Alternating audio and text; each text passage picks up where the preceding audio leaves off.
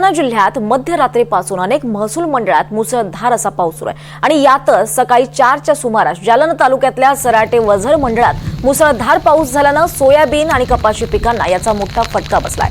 अक्षरशः सोयाबीन कपाशी पीक हे पाण्याखाली गेलंय आणि त्यामुळे शेतकऱ्यांचं मोठं नुकसान झालंय। तर अनेक भागात शेताला अगदी तळाचं स्वरूप आलंय, त्यामुळे शेतकऱ्यांच्या चिंतेत ही आणखीनच भर पडली आहे। सगळीकडेच मुसळधार असा पाऊस कोसळतोय, त्यामुळे शेतकऱ्यांचं अडचणीत वाढ होताना दिसतेय। पिकांना सुद्धा मुसळधार पावसाचा फटका बसलेला दिसतोय। सराटे वझर मंडळात अतिवृष्टी सदृश्य असा पाऊस झालाय। तर तिकडे अहिल्यानगर शहरासह जिल्ह्यातल्या विविध भागात रात्री जोरदार पावसानं हजेरी लावली। रात्रीपासून सुरू झालेल्या पावसामुळे सीना नदीला पूर आलाय।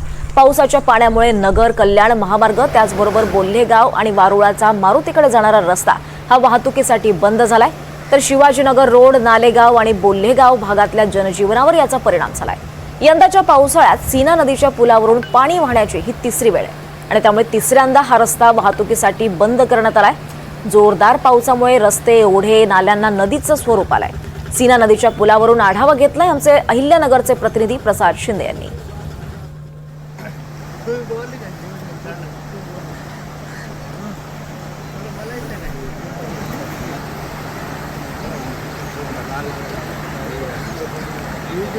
अहिल्यानगर शहरासह अनेक भागात मुसळधार असा पाऊस झालाय। विविध भागात मुसळधार पाऊस कोसळतोय, त्यामुळे रस्त्यांना नद्यांचं स्वरूप आलेलं आहे।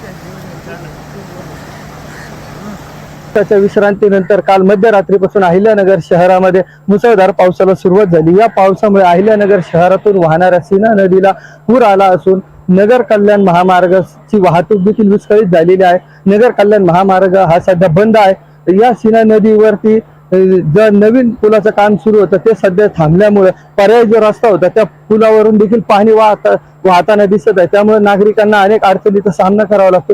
प्रशासनाच्या वतीने या ठिकाणी बॅरिकेड्स लावून हा रस्ता देखील बंद करण्यात आलेला आहे। तसेच नागरिकांना देखील सूचना देण्यात आलेली आहे की या रस्त्याचा वापर न करता पर्यायी रस्त्याचा वापर करावा।